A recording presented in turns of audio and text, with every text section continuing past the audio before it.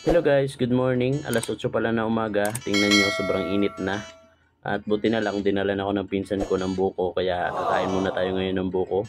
Although may nabibili naman buko, pero iba pa rin ang lasa pag bagong pitas. Ang hindi lang ako sigurado kung nakaw ito o tanim nila.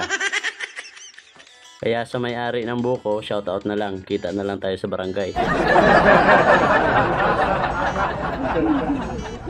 Joke lang guys, may kapalit ito. Pupunta kami ng bayan mamaya para magmerienda at ako naman ang taya. Tulad nga na sinabi ko kanina guys, pumunta na kami ng bayan at dito kami dumaan sa terminal at nagulat na lang ako, may mga malalaki na palang establishmento dito. Wow! Iba na talaga ang tapas. Kaya may pupuntahan kami na masarap daw kainan dito sa may Gargoyles Restaurant dito lang sa bypass. At located siya sa Poblacion Ilawod, Tapas Capiz. At nagsiserve sila tulad ng lumi, batsoy, halo-halo at syempre ulam din. At ang in-order namin ay halo-halo dahil sobrang init. Para lumamig naman ang ulo ng kasama ko na nakasimango. Ito namang dalawa, kahit ang haling tapat, batsoy ang in-order nila dahil nagbuko juice naman daw sila kanina.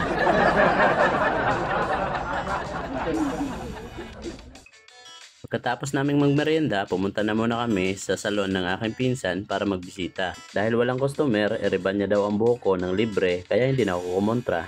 Kasi nung huling ginawa niya ito, magto 2 years na. At sa may mga gustong magpariban ng kanyang buhok o mapa-eyelash extension, pumunta na kayo sa Alagang Isabel Salon at located siya sa may Poblacion Ilawod, Tapas Capiz.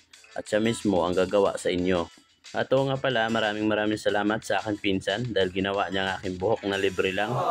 At walang iba kundi si Rolando sa umaga, Isabel sa gabi.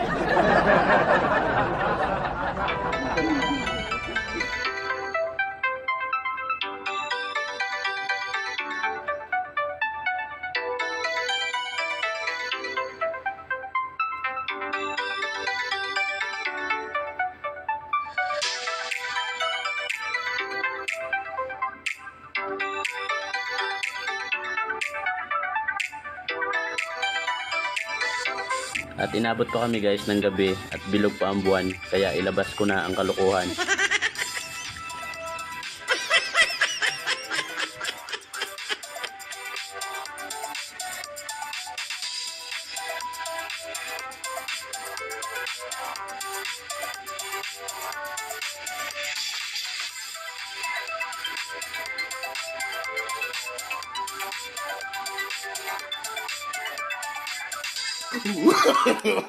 No, no, no, no.